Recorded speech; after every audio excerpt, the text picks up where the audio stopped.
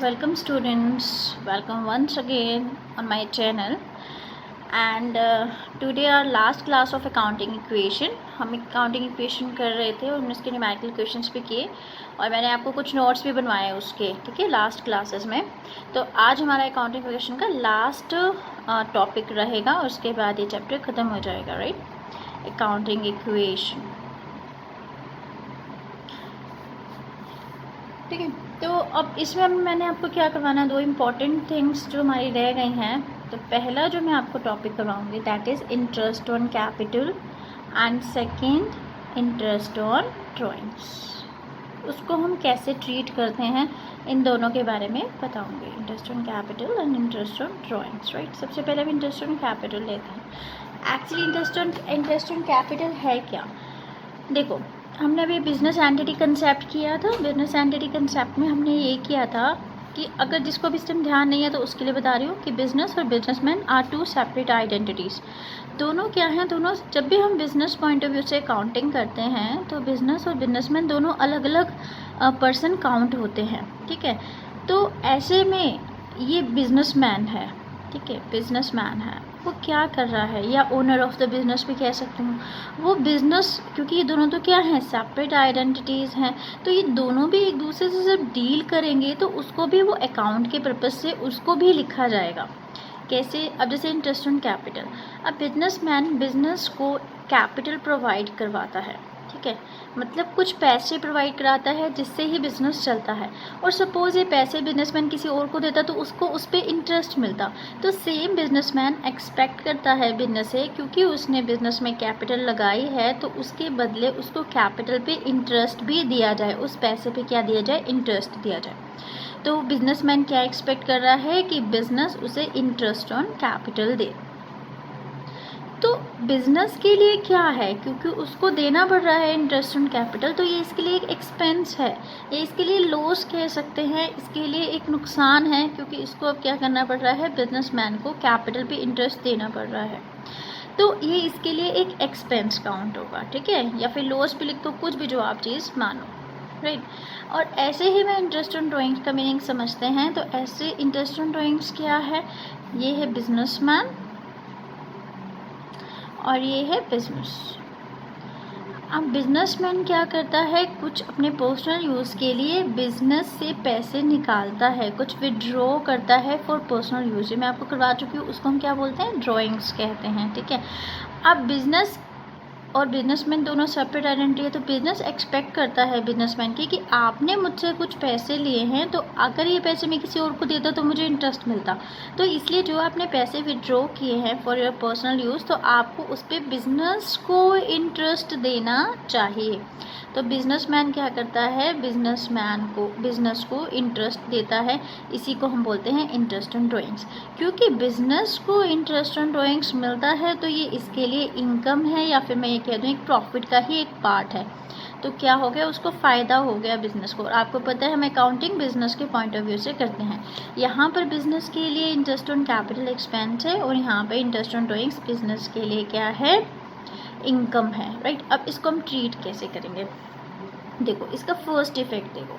क्योंकि ये बिज़नेस के लिए एक्सपेंस है और मैंने कहा था कि all the expenses and losses are to be deducted from the capital. सारे के सारे जितने भी एक्सपेंसेस और लॉसेस होंगे वो कैपिटल में से डिडक्ट होंगे. तो ठीक है, इंटरेस्ट ऑन कैपिटल भी कैपिटल में से डिडक्ट होगा. तो सब्ट्रैक्ट कर देंगे हम, किस में से, कैपिटल में से सब्ट्रैक्ट कर देंगे हम इसको, राइट. और दूसरा, अभी कैपिटल में से सब्ट्रैक्ट हो जाएगा. अब जब इंटरेस्ट ऑन कैपिटल मिलेगा किसको, बिजनेसमैन को ही मिलेगा. और बिजनेसमैन क्या करेगा, वो क्योंकि वो तो बिजनेस में ही लग रहा है वापस, तो कैपिटल में वो क्या कर देगा, उसको ऐड कर देगा. बिजनेसमैन क्या करेगा, कैपिटल में उसको ऐड कर देगा. तो ये कैपिटल में क्या होगा, ऐड भी होगा. तो अगर मैं सिर्फ इसका एक आपको बताऊं कि इसका ट्रीटमेंट क्या करने वाले हैं, तो इसका ट्रीटमेंट क्या होता है, कैपिटल में से एक बार इसको ऐड करते हैं और फिर इसको सब्ट्रैक्ट कर लेते हैं. मीन्स कैपिटल पे इसका कोई इफेक्ट नहीं पड़ता, क्योंकि वही अमाउंट एक बार ऐड करके आप सब्ट्रैक्ट कर देते हैं तो कैपिटल उतनी की उतनी रहती है. पर लेकिन हम इसको करके दिखाएंगे, ठीक है ना, हम इसको ऐड भी करके दिखाएंगे, सब्ट्रैक्ट भी करके दिखाएंगे. ऐसे ही इंटरेस्ट ऑन ड्राइंग्स, क्योंकि बिजनेस की इनकम है और एनी इनकम और profit is always added to the capital, तो इसका फर्स्ट क्या होगा, ये कैपिटल में ऐड हो जाएगा, कैपिटल में ऐड हो जाएगा। तो जैसे ड्राइंग लेस होती है ऐसे इंटरेस्ट ऑन ड्राइंग भी कैपिटल में से लेस होता है, तो एक बार कैपिटल में से क्या हो जाएगा, लेस हो जाएगा। मतलब दोनों का सेम ही ट्रीटमेंट है। बिजनेस के अगर इंटरेस्ट ऑन कैपिटल है तो उसको भी एक बार कैपिटल में ऐड करके फिर माइनस करेंगे, और इसको भी एक बार ऐड करके माइनस करेंगे, जिससे कैपिटल पे हालांकि कोई इफेक्ट नहीं पड़ेगा क्योंकि सेम अमाउंट होगा प्लस और माइनस। लेकिन क्योंकि ये एक अकाउंटिंग इक्वेशन में एक फॉर्मेट है, ये आपको करके दिखाना पड़ेगा इसको, ठीक है ना। तो अब हमने जहाँ नोट्स बनाए थे, अब आपसे वहाँ नोट्स पे पहुँचिए और नोट्स में इसका ट्रीटमेंट लिखिए कि हमारा ट्रीटमेंट क्या था। I have to find out the notes where it is. ये हमने सारे नोट्स बनाए थे आपने अकाउंटिंग इक्वेशन के, तो इसी में मैं लिख देती हूँ कि इंटरेस्ट ऑन कैपिटल का क्या होगा, इंटरेस्ट ऑन कैपिटल, और साथ में मैं इंटरेस्ट ऑन ड्राइंग्स भी लिख रही हूँ एंड इंटरेस्ट ऑन ड्राइंग्स, दोनों में से जो भी होगा उन सब का ट्रीटमेंट क्या होने वाला है, it is added to capital and then subtracted from capital. फिर देन हम उसको क्या करेंगे, सब्ट्रैक्टेड फ्रॉम कैपिटल, और उसी कैपिटल में से सब्ट्रैक्ट भी करेंगे। So there is no effect, अगर मैं नटशेल बोलूँ तो there is no effect on capital, but इसको हम करके ज़रूर दिखाएंगे, राइट। अब हम इससे रिलेटेड एक क्वेश्चन करेंगे और थोड़ा सा डिफरेंट क्वेश्चन है, तो इसलिए मैंने वो क्वेश्चन आपके लिए चूज़ किया है, and that is my question number. कल मैंने आपको बैलेंस शीट भी बनानी सिखा दी थी, आई होप आपने बाकी क्वेश्चन की भी बना ली होगी। तो I am taking the question जिसमें इंटरेस्ट ऑन कैपिटल और इंटरेस्ट ऑन ड्राइंग्स दी हो और थोड़ा सा डिफरेंट भी है इसमें ना। तो I am taking question number 16, ठीक है। इसमें कुछ हम नया भी सीखेंगे, राइट। फर्स्ट और सेकंड ट्रांजेक्शन है जो हमने पहले नहीं किए, तो इसलिए मैंने इसको चूज़ किया है क्वेश्चन नंबर 16 को, right.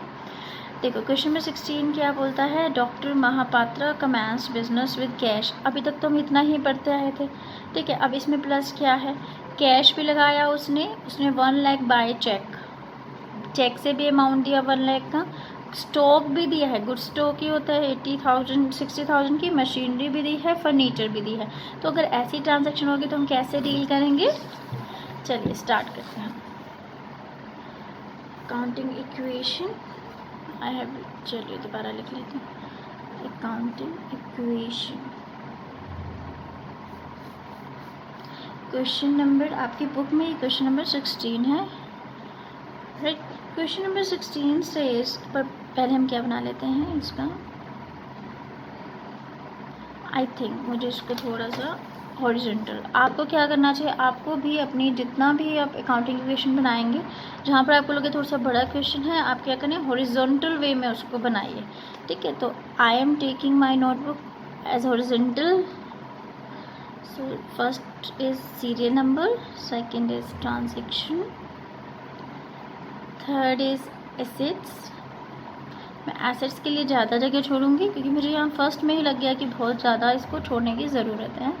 Then I will take liability and plus capital, थोड़ा सा स्पेस छोड़ के ऊपर वाला हो जाएगा।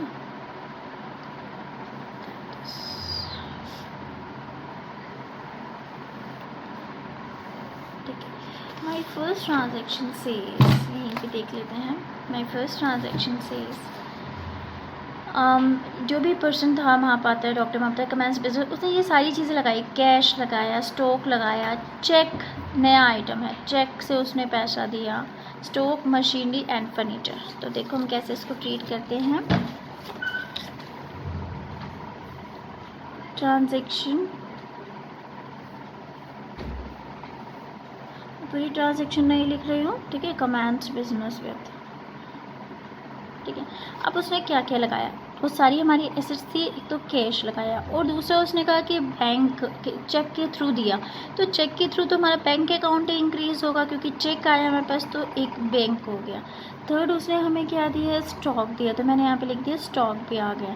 फोर्थ उसने क्या दिया है, मशीनरी भी दी है, तो मैंने यहाँ पर मशीनरी लिख दी, और साथ में उसने फर्नीचर भी दिया, तो मैंने फर्नीचर भी लिख दिया। अब इन सब का मनी लिख दिया मैंने 50,000, 1,60,000, तो right 50,000 plus 1 lakh plus stock is of 60,000, 1 lakh, 60,000 plus 1 lakh, and furniture कितने का है, फर्नीचर इज ऑफ 50,000, राइट। तो हम यहाँ पर कैपिटल में भी लिखते थे, तो कैपिटल में कितना उसने किया तो हम कैपिटल में कितना लिखेंगे, इक्वल टू यहाँ लिख दिया, तो कैपिटल कितना होगा 1,50,000, 1,50,000 दैट इज़ 3,60,000 मेरी कैपिटल होगी, तो मैंने कैपिटल में लिख दिया 3,60,000। क्लियर है आपका फर्स्ट स्टेप, ये थोड़ा सा डिफरेंट था, ठीक है, हमने पहले नहीं किया ऐसे। तो जो भी ऐसे लगा रहा है एक प्रोप्राइटर, एक ओनर, तो सब हम लिखेंगे यहाँ पर, और उसके बाद टोटल हमने कहाँ पे लिख दिया, कैपिटल में लिख दिया। नेक्स्ट जो आप करने वाले हैं वो बहुत ध्यान से करेंगे। What he says, 1/3 of the above goods sold at a profit of 10% on cost, ठीक है, 1/3 ऑफ द, चलिए मैं आपको इसको करके दिखाती हूँ।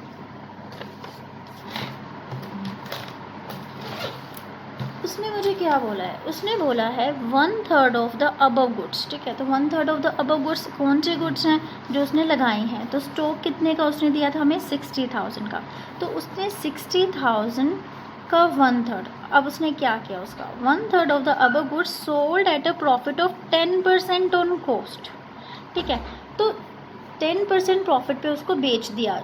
कितने गुड्स को बेचा, सारी गुड्स को नहीं, 1/3 को, तो इसका मतलब कितनी 20,000 की गुड्स को, मतलब 20,000 की स्टॉक को उसने कितने परसेंट, 10% प्रॉफिट पे बेच दिया, तो 20,000 का 10% कितना हुआ, दैट इज़ 2,000, ठीक है, तो 20,000 का 10% हुआ 2,000, तो उसने कितने पे सेल किया होगा, तो 22,000 पे सेल किया होगा। Cost plus profit is always sale, है ना, हमें पता है कॉस्ट प्रॉफिट क्या होता है, सेल होता है।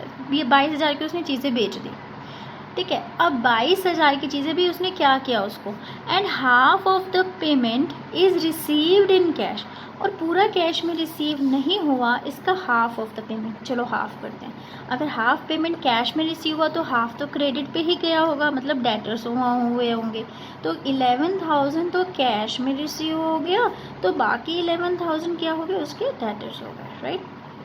ठीक, अब हम इसकी कैसे ट्रांजैक्शन करेंगे, देखो ध्यान से समझो। स्टॉक आपके पास से कितने का गया, 20,000 का, राइट। प्रॉफिट को हमेशा क्या करते हैं, प्रॉफिट को क्या करते हैं, ऐड इन कैपिटल, इतना कैश में ऐड करेंगे और इतना डेटर्स में ऐड करेंगे, राइट। अब मैं ये कर देती हूँ, 20,000 का स्टॉक है आपके पास से, तो what will I right, that is 20,000 का स्टॉक माइनस, उसके बाद मेरे पास कैश कितना आया था, 11,000 का कैश आया था, और 11,000 के मेरे डेटर इंक्रीज हो गए थे, दैट इज 11,000,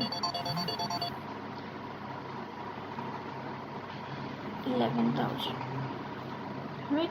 और मैंने क्या कहा था, इसके अलावा क्या हुआ था, हमारे को 2,000 प्रॉफिट हुआ था, और प्रॉफिट हमेशा कहाँ होता है हमारा, यहाँ पर ऐड होता है, कैपिटल में ऐड होता है, ठीक है।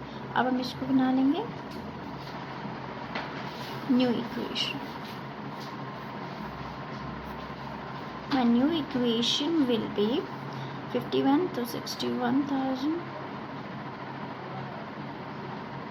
60 में से 20 गए 40,000,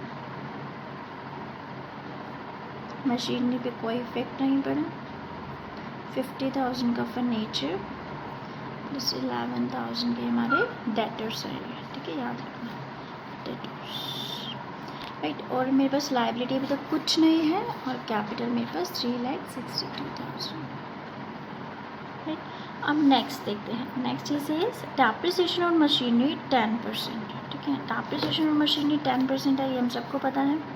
डेप्रिसिएशन ऑन मशीनरी हम कर चुके हैं बहुत बार, 10% है, तो मशीनरी में 10% क्या हो जाएंगे, कम हो जाएंगे, bank stock and that is machinery, तो 10% है, तो 10,000 की मशीनरी, राइट। थोड़ा सा मुझे इस साइड लिखना चाहिए था, ताकि furniture I should write here, ताकि मुझे लास्ट तक पता चलता रहे। तो 10,000 क्या होगा, डिडक्ट हो जाएगा, और किसी भी तरह और क्या होता है, डेप्रिसिएशन आपके कैपिटल में से भी लेस होता है, तो my new equation will be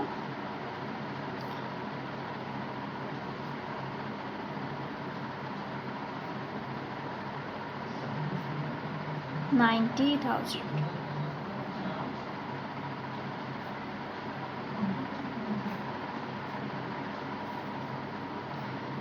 liability is nothing and 10,000 decrease होगा, दैट इज़ 3,52,000, राइट। अब नेक्स्ट हमने देखा cash withdrawn for personal use, that is 10,004। सबको पता है कैश विदड्रॉन हुआ है या फिर ड्रॉइंग हुई है for private use, that is 10,000। तो आई राइट इट 10,000 कैश विदड्रॉ हो गया, और ड्रॉइंग्स हमेशा कैश में से तो कैपिटल में से लेस होती है, चीज़ मैं आपको करा चुकी हूँ, इनमें कोई भी इफेक्ट नहीं हुआ। तो यहाँ पे मेरा आ गया 51,000 plus 1 lakh plus 40,000 plus 90,000 plus 50,000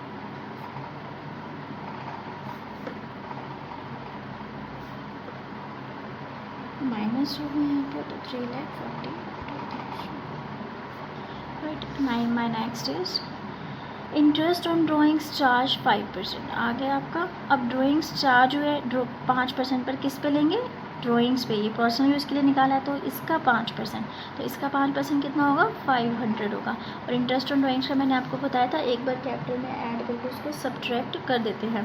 तो my next transaction is interest on drawings.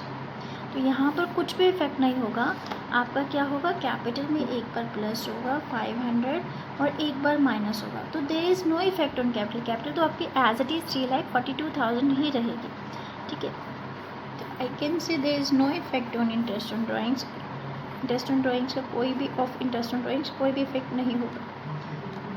Stock 40,000, 90,000 machinery, 50,000 का फर्नीचर, 11,000 क्रेडिटर्स आर नथिंग, और ये भी 3,42,000 ही रहेगा, राइट। क्लियर। नेक्स्ट जो हम करेंगे दैट इज़, अब ये ध्यान से करना है, goods sold to Gupta for 10,000 and received BR for the same amount for 3 months. मैंने आपको कल BR के बारे में अच्छी तरह समझाया था लास्ट वीडियो में कि BR क्या होता है। तो डेटर्स ही एक्चुअली BR का ही एक रूप होते हैं, BR और डेटर्स। अगर डेटर से अगर आप डॉक्यूमेंट रिटर्न में लिखवा लेते हैं तो वो आपके BR हो जाते हैं ना। तो अब यहाँ डेटर्स नहीं हुए, कैश भी नहीं हुआ, तो बिल रिसीवेबल मिल गया। तो उसने गुप्ता को सेल की थी 10,000 की गुड्स। तो और BR क्या होती है, हमारी एसेट होती है। तो इसमें हम क्या करेंगे, सबसे पहले 10,000 की आपकी गुड्स जाएंगी, क्योंकि आपने उसको क्या कर दिया, सेल कर दिया है। गुड्स सेल टू 10,000 के आपने क्या किया है, गुड्स सेल किए हैं। तो आई राइट 10,000, यहाँ पर मैं क्या कर दूँगी, माइनस कर दूँगी। यहाँ पे कोई इफेक्ट नहीं पड़ा, कोई इफेक्ट नहीं, ठीक है। और उसके बाद मेरी एक और इंक्रीज़ हो गई, that is my bill receivable. और मेरे बिल रिसीवेबल कितने के इंक्रीज़ हो गए, 10,000 के, क्योंकि उसने बोला कि आप क्या करें, बिल रिसीवेबल बना दें। बाकी चीज़ों पे कोई इफेक्ट नहीं पड़ा, right. Next my new equation, I am so sorry, I am लिखना भूल गई मैं, new equation and it is also new equation. तो न्यू इक्वेशन विल बी 51,000 और इसमें से 10,000 स्टॉक इज हेयर 10,000, तो minus 10,000 it is my bank amount, right. तो plus 1 lakh plus 30,000 plus 90,000 plus 50,000 plus 11,000 and plus 10,000. It is of BR amount. Liability is nothing and 3,42,000 is my capital. My last transaction says received 10,000 from Gupta. Who is Gupta? जिसने हमें BR दिया था. Received 10,000 from Gupta against the BR. ठीक है, तो against the BR, इसने BR के हमें 10,000 रुपीज़ दे दिए जो उसने हमें देने थे। तो नेचुरली BR हमारा क्या हो जाएगा, यहाँ पर ख़त्म हो जाएगा। और क्योंकि उसने हमें 10,000 रुपीज़ दे दिए हैं तो कैश इंक्रीज़ हो जाएगा। तो रिसीव्ड कैश ऑन BR का 10,000 हमें रिसीव हुआ, तो मैं यहाँ पे प्लस कर दूँगी। और यहाँ पर 10,000 के मेरे BR क्या हो जाएंगे, ख़त्म हो जाएंगे। क्यों? क्योंकि वो तो मुझे मिल गया है उसका अमाउंट। तो my new transaction will B 51 minus 10,000, that is 61,000 plus होगा प्लस 1 लाख, बाकी सब एज इट इज़ हैं।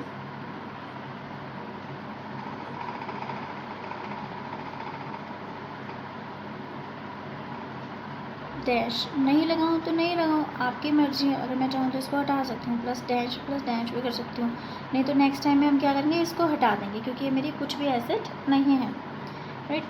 यहाँ पर कुछ नहीं था और यहाँ पर मेरी क्या है, 3,42,000 लाइबिलिटी नहीं है, तो ये क्या है मेरी कैपिटल है, 40,000। This is my new equation, my equation hands here. यहाँ पर मेरा क्वेश्चन ख़त्म हो जाता है। तो यहाँ पर हमने क्या चीज़ें नोट की, हमने सबसे पहले नोट किया एक नया पॉइंट फर्स्ट में, जहाँ पर हमने बहुत सारे एसेट्स, पहले तो कैश लगा था तो हम कैपिटल और कैश में लिख देते थे, यहाँ पर उसने एसेट्स भी अपने बिजनेस में लगाए हैं, तो हमने उन सबको एसेट्स को भी लिखा है साथ में, और फिर टोटल किया और टोटल कैपिटल उसकी इतनी हो गई, राइट। पहला हमने ये देखा। नेक्स्ट जो था, जो हमने सेल ऑफ गुड्स देखा था, जिसमें उसने कुछ कैश, कुछ 1/3 ऑफ द स्टॉक बेचा और कुछ कैश में और कुछ ऐसे करके बेचा। और नेक्स्ट हमने क्या किया, इसमें तो दूसरी चीज़ हमने ये सीखी थी, और तीसरी चीज़ जो हमने सीखी है वो क्या सीखी है, BR सीखी है, बिल रिसीवेबल। जब उसने सेल किया तो उसने BR डॉक्यूमेंट बनाया, तो हमने BR हमारी कैसे होती है तो मैंने यहाँ पर लिख दिया। इसके अलावा इस क्वेश्चन में हमने इंटरेस्ट ऑन ड्राइंग्स को भी एडजस्ट करना सीखा, एक बार प्लस किया और एक बार माइनस किया। और लास्ट हमने जब कैश मिला BR में तो फिर हमने उसको कैसे ट्रीट किया, BR ख़त्म हो गया और हमारा कैश क्या हो गया, इंक्रीज़ हो गया, ठीक है। तो इस क्वेश्चन में हमने ये सब चीज़ें सीखी, that's why it was very important. इसके बाद हम ये सब कुछ कर चुके हैं, ये चैप्टर एंड हो गया है। बट एक क्वेश्चन मुझे लास्ट क्वेश्चन लगा थोड़ा सा लेंथी है और समझाने लायक है, और आज हम वो लास्ट क्वेश्चन करेंगे। आफ्टर दैट ये जो चैप्टर है यहीं पर एंड हो जाएगा। And you all know that I am taking the book of TS Grewal. तो आगे सारे जो क्वेश्चन हैं वो TS ग्रेवाल से मैं करा रही हूँ, क्योंकि मोस्ट ऑफ द स्कूल्स में TS ग्रेवाल ही लगाई जाती है, ठीक है ना। तो है जो सबसे ज़्यादा स्टूडेंट्स मुझसे क्वेश्चन पूछते हैं हमेशा, ठीक है, तो हम उसी क्वेश्चन को कर रहे हैं, इससे मेरे स्टूडेंट्स को भी हेल्प हो जाएगी जिन्हें मैं वीडियो भेज रही हूँ। तो दैट इज़ क्वेश्चन नंबर 29, ठीक है। थोड़ा सा बड़ा क्वेश्चन है और थोड़ा सा डिफरेंट सा है, तो इसको हम करते हैं। ये क्वेश्चन आप भी कर पाएंगे, तो take your notebook and start with me, मेरे साथ ही आप स्टार्ट हो जाइए करने के लिए। I am taking question number 29, right. तो let's start question number 29।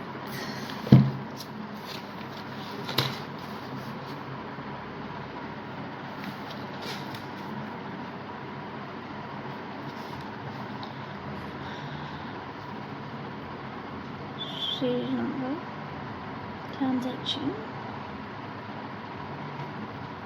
is my assets,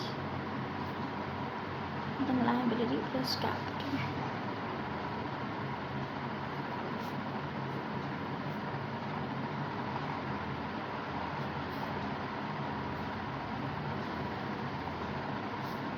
आप स्केल का यूज़ कीजिए, मैं बार बार आपको बोल रही हूँ, ठीक है ना, क्योंकि मैं यहाँ पर स्केल का यूज़ करूँगी तो बहुत टाइम लग जाएगा आपको, और बिना मत के आपका टाइम वेस्ट होगा। That's why I am not using scale, but you have to use scale for making proper format, right. Yes, number 1, ठीक है। अब हम स्टार्ट करते हैं क्वेश्चन नंबर 21, और उसमें वो मुझे क्या बोल रहा है, वो मुझे बोलता है, मैं यहाँ पर लिख देती हूँ आपको, क्योंकि फिर आपके पास बुक नहीं होगी तो प्रॉब्लम होगी। कमेंस बिजनेस, अब ये चीज़ मैं आपको दिखा देती हूँ। देखो, कमेंस बिजनेस क्या है, विद कैश, चेक का हमने क्या किया था पिछले क्वेश्चन में, बैंक लिखा था ना, बैंक अकाउंट इंक्रीज होता है आपका। गुड्स को क्या लिखा था, स्टॉक का था, और फर्नीचर। तो उसने 4 चीज़ें की, बिजनेस में लेके आया और अपनी बिजनेस स्टार्ट किया। तो ये चारों क्या है, एक्चुअली कैपिटल का ही पार्ट है, तो हम इन चारों को प्लस करेंगे और कैपिटल के अमाउंट में भी लिख देंगे, ठीक है। तो अब मैं इसको लिख लेती हूँ, जो जो चीज़ें वो लेकर आया है, that is commence business with cash. क्या लेके आया है वो, कैश लेके आया है, bank, stock, goods and furniture, and plus furniture, and मतलब कैश 50,000,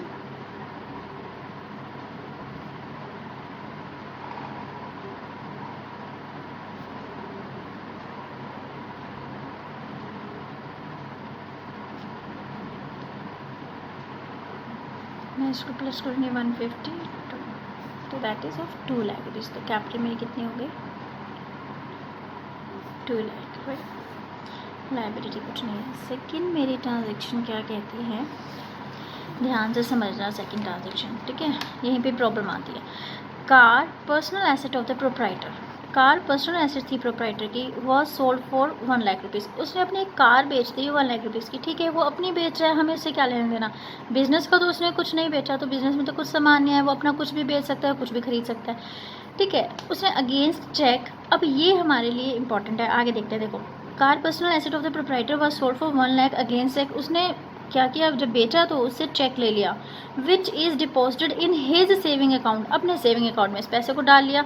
तो इससे बिजनेस का कुछ लेना देना नहीं है, उसने अपनी कार बेची और अपने सेविंग अकाउंट में अपने पैसे को जमा करा दिया, तो हमें कुछ इसका लेना देना, तो सेकेंड एंट्री कुछ भी नहीं होगी इसकी, ठीक है।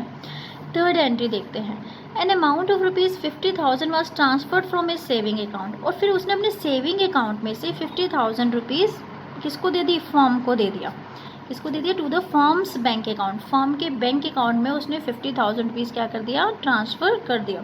तो ध्यान रखना, क्योंकि ₹50,000 उसने ट्रांसफ़र किया है तो फर्म के बैंक अकाउंट में, है ना, बैंक अकाउंट में, तो इससे मेरा फर्म का बैंक अकाउंट बढ़ जाएगा ₹50,000 से। अब तो ये 50,000 एक्चुअली है क्या, वो एक्चुअली में एडिशनल कैपिटल है। क्यों, क्योंकि पहले पैसे जो इन्वेस्ट कर चुका है उसने 50,000 और डाल दिए। अब मुझे इससे कोई मतलब नहीं है, वो अपने सेविंग अकाउंट से डाल रहा है, वो कार बेच के डाल रहा है, मुझे इससे कोई मतलब नहीं है, बस उसने 50,000 रुपये इन कैपिटल के अलावा और 50,000 रुपये उसने फर्म में लगा दिए। तो ये मेरी कौन सी कैपिटल हुई, ये मेरी एडिशनल कैपिटल हुई। एडिशनल कैपिटल हमेशा किस में ऐड होती है, कैपिटल में ही ऐड होती है। तो ₹50,000 उसने एडिशनल कैपिटल इंट्रोड्यूस किया, तो मैं क्या करूँगी, 50,000 एडिशनल कैपिटल प्लस कर दूँगी, it is my additional capital. और ध्यान रखेंगे सेकंड की कुछ भी नहीं होगी ट्रांजैक्शन, थर्ड ट्रांजैक्शन होगी एडिशनल कैपिटल, और वो उसने क्योंकि चेक के थ्रू दिया है तो बैंक में मेरे पैसे इंक्रीज़ हो जाएंगे। कितने रुपीज़ इंक्रीज़ हो जाएंगे, ₹50,000, ₹50,000, 1 लाख, यस, 50,000 चेक के थ्रू, ये मेरे बैंक में पैसे इंक्रीज़ हो गए, कितने, ₹50,000। ये ध्यान रखना, वो कैश में दे रहा है या चेक में दे रहा है, तो वो चेक में दे रहा है, तो इसलिए मैंने उसको बैंक में डाला। अगर वो कैश देता तो मैं कैश में इंक्रीज़ कर देती, ठीक है ना। अब नाउ न्यू इक्वेशन,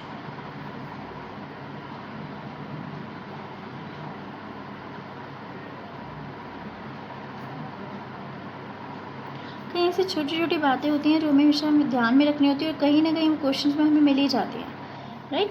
आप देखो, next is is by should cheque from bank account, sold goods to Ajay on credit, उधार पे बेचा है, और क्रेडिट सेल में हमेशा डेटर बढ़ते हैं, ठीक है, ये मैं आपको स्टार्टिंग में समझा रही हूँ।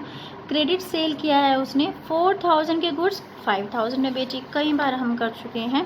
तो 4,000 के गुड्स हमारे चले गए हैं, राइट, और 5,000 के बेचे हैं, लेकिन पैसा नहीं मिला, डेटर्स इंक्रीज़ हो गए, कितने के, 5,000 के, और हमें प्रॉफिट कितने का हुआ, 1,000 का। तो कोई भी प्रॉफिट किसी भी ट्रांजैक्शन पे होगा वो हमेशा कैपिटल में क्या होगा, ऐड होगा, राइट। तो ये हमने क्या किया था, सेल की थी गुड्स की, 4,000 की गुड्स थी और हमने उसको 5,000 में बेचा था। तो now my new equation will be,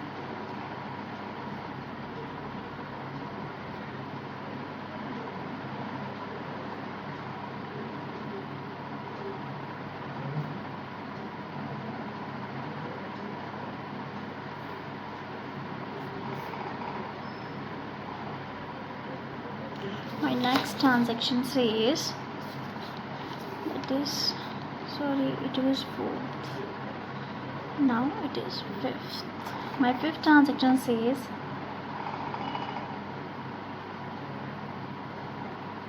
O sorry, हम एक भूल गए हैं 4th ट्रांजेक्शन, तो कुछ नहीं होता, अभी कर लेते हैं, ठीक है। ये ध्यान से समझना, a new car was purchase for 6 lakh for office use, एक कार खरीदी है, तो कार खरीदी है ऑफिस यूज़ के लिए खरीदी है ना, तो इसका मतलब जो आपकी बिजनेस है उसमें एक नया एसेट आ गया, वो क्या है, कार है। 6 लाख की खरीदी, तो एक एसेट इंक्रीज हुआ, car 6 lakh. It was paid by taking loan from bank of 5 lakh, उसके लिए 6 लाख उसने कैसे अरेंज किए, 5 लाख का तो बैंक से लोन लिया, और balance by issue of cheque from bank account, जो बैंक अकाउंट में हमारे पैसे पड़े थे उसमें से 1 लाख उसने क्या किया, क्योंकि 5 लाख हो गया तो 1 लाख ही तो रह गया, उसने क्या किया, बैंक में जितने पैसे पड़े थे 1 लाख उसमें से इशू कर दिया चेक। तो इसका मतलब देखो कैसे, 6 लाख की तो मेरे पास कार आ गई, ठीक है, तो ये 4th होगा, सॉरी फॉर दैट, ये 4th होगा और ये 5th होगा, है ना। जब आप करेंगे तो ध्यान रखना अपनी फेयर नोटबुक में। तो अब उसने क्या किया, कार परचेज़ की है और कैसे पेमेंट किया। कार परचेज़ की उसने 6 लाख की, तो ये मेरे पास एक एसेट आ गई कार, तो ये कितने की है, 6 लाख की कार है। उसने पेमेंट कैसे किया, उसने कहा 1 लाख तो आपने बैंक अकाउंट में से पेमेंट कर दिया, ठीक है, कर दिया, और जो बाकी बचे 5 लाख तो उसने बैंक लोन ले लिया उसका, ठीक है। ठीक है, तो बैंक लोन क्या होती है, हमारी लाइबिलिटी होती है, तो मैंने यहाँ पे बैंक लोन का एक कॉलम बनाया और 5 लाख का क्या हो गया हमारे पास, बैंक लोन हो गया, ठीक है। अब मेरी न्यू इक्वेशन प्लस यहाँ पर कुछ भी चेंज नहीं आया, माई न्यू इक्वेशन 50,000, बैंक कितना रह गया मेरे पास, 50,000,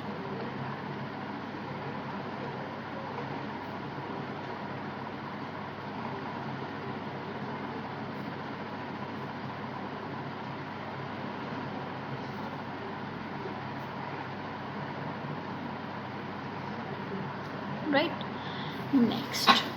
नेक्स्ट इज छोटे छोटे, मैं इसको ट्रांजैक्शन में ही लिख दूँगी, ठीक है। तो next is my 6th transaction, sold goods for cash costing 12,000 for 16,000, 12,000 की बुक, 12,000 की चीज़ 16,000 में उसने बेच दी, तो सेल ऑफ गुड्स, 12,000 की चीज़ 16,000 में बेची। सबसे पहले तो स्टॉक में से 12,000 माइनस करेंगे, 16,000 कैश में बेची है तो 16,000 कैश आएगा हमारे पास, और इनके बीच का प्रॉफिट है वो मेरे किस में ऐड हो जाएगा, कैपिटल में ऐड हो जाएगा, ठीक है। 66,000 प्लस 50,000,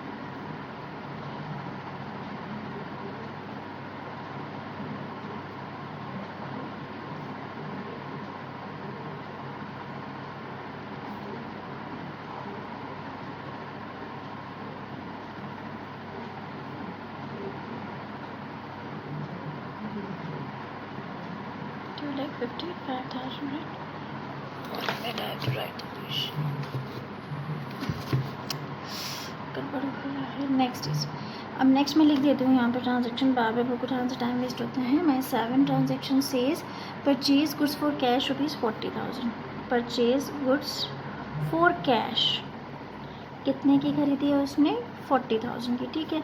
40,000 की गुड्स इंक्रीज हो जाएंगी और 40,000 का मेरे पास से कैश चला जाएगा, right.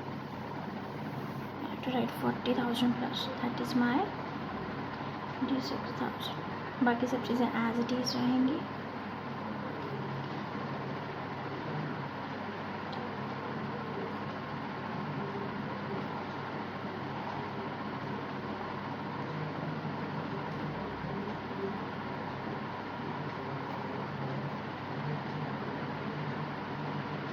Next is purchase goods on credit for ₹20,000, ठीक है। किस पे कर रहा है, ऑन क्रेडिट, और कितने की उसने क्रेडिट पे परचेज की है, 20,000 की।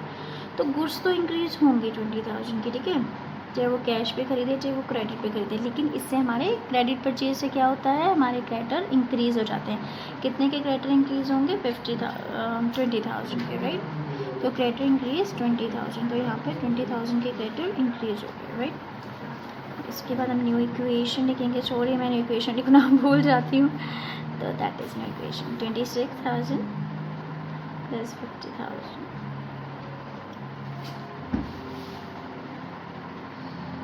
74,000 plus 20,000,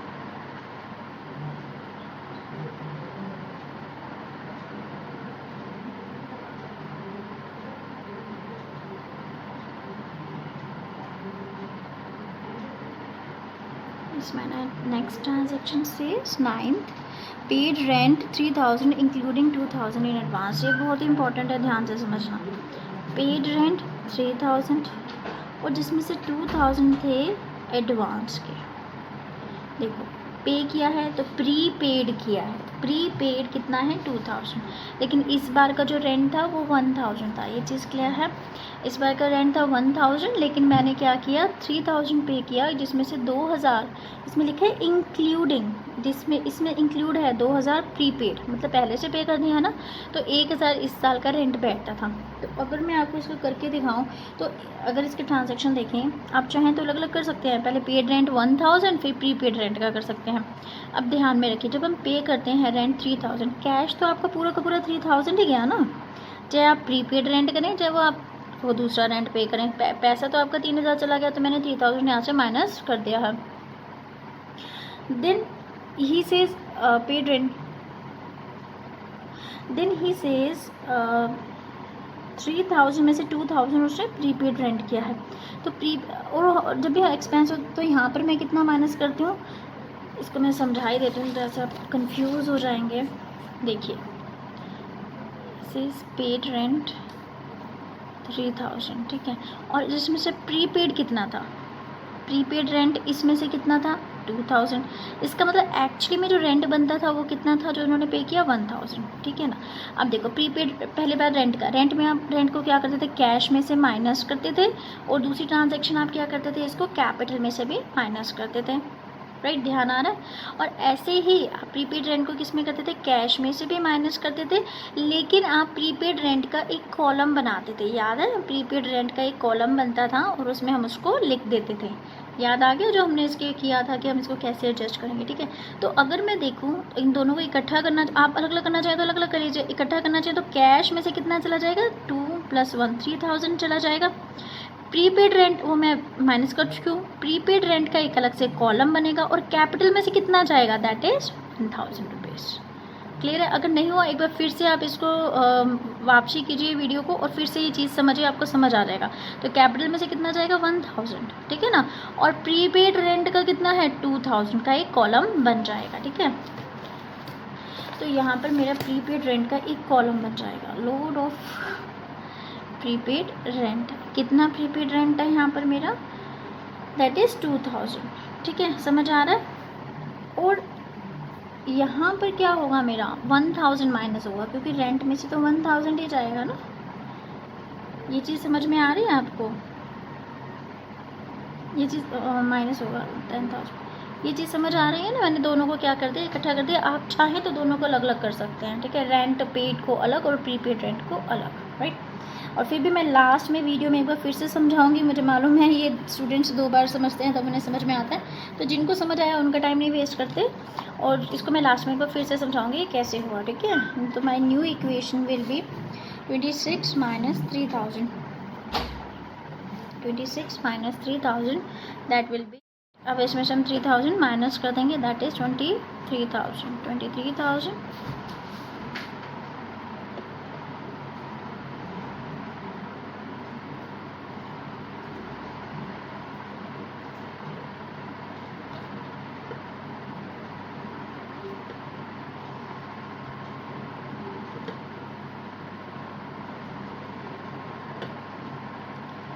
Plus 2,54,000. Right. My next transaction transaction number 10 says paid salary is 2000. Salary पे की है 2000, तो ये तो सबको पता ही है, ठीक है। और हम इसको कैपिटल में से भी माइनस करें। न्यू ट्रांजेक्शन विल बी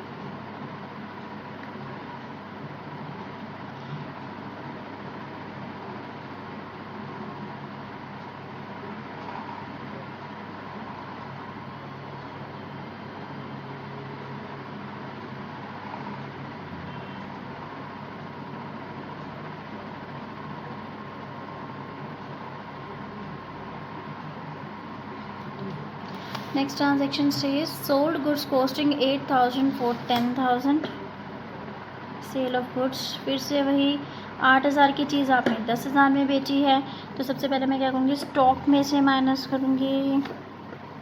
8,000 की चीज़ आपने 10,000 में बेची है, ठीक है, तो 10,000 मेरे पास कैश आ जाएगा, और जो मुझे इसका प्रॉफिट हुआ वो आप इसमें ऐड करेंगे, कैपिटल में ऐड होता है ऑलवेज, ठीक है।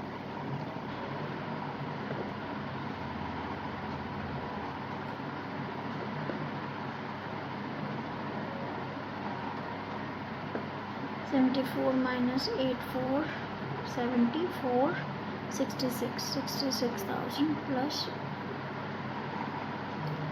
20,000.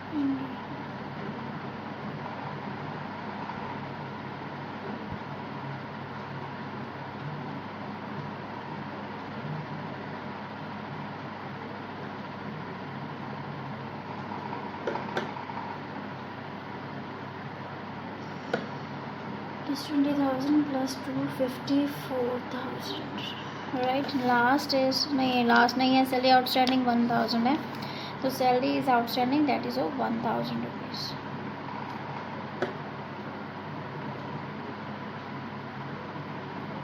सैलरी आउटस्टैंडिंग क्या करते हैं, 1,000. आउटस्टैंडिंग सैलरी हमारी एक लाइबिलिटी होती है, तो इसका एक कॉलम बनता है दैट इज़ 1,000 रुपीज़ ऐड होगा, और साथ में क्या होता है, कैपिटल में से लेस होता है. ठीक है, तो my new equation will be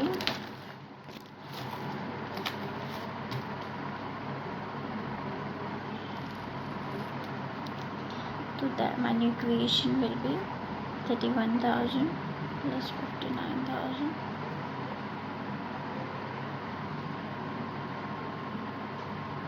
थोड़ा सा लेंथी क्वेश्चन है, बट सिंपलेस्ट भी है. सिर्फ एक दो ट्रांजैक्शन हैं जो थोड़ी सी टफ हैं. इसके साथ 20,000 और इसके साथ 1,000 और आ गया हमारा, ये जो हमने प्लस किया था. ठीक है, आई होप आपको दिख रहा है. देन प्लस 2,53,000, ये मेरी क्या है, कैपिटल होगी. राइट, अब इसका हम लास्ट करते हैं. Last is charge depreciation on furniture that is 500 rupees. ठीक है, डेप्रिसिएशन ऑन फर्नीचर सबको याद है. डेप्रिसिएशन ऑन फर्नीचर क्या करते थे हम, depreciation on any asset reduces the value of that asset. तो यहाँ पर हम फर्नीचर है, फर्नीचर में कितना लेस कर देंगे, 1 2 3 4, तो 20,000 है, और इसमें हमें कितना डेप्रिसिएशन लगाना है, 500 डेप्रिसिएशन लगाना है. तो यहाँ पर 500 डेप्रिसिएशन लग जाएगा. और उसके अलावा हम क्या करते थे, इसको कैपिटल में से भी माइनस करते थे. याद आ गया, ठीक है ना. तो and that is my finally new equation. My new equation will be 31,000 plus 59,000 plus 66,000 plus 19,500 plus 5,000, 6 lakh,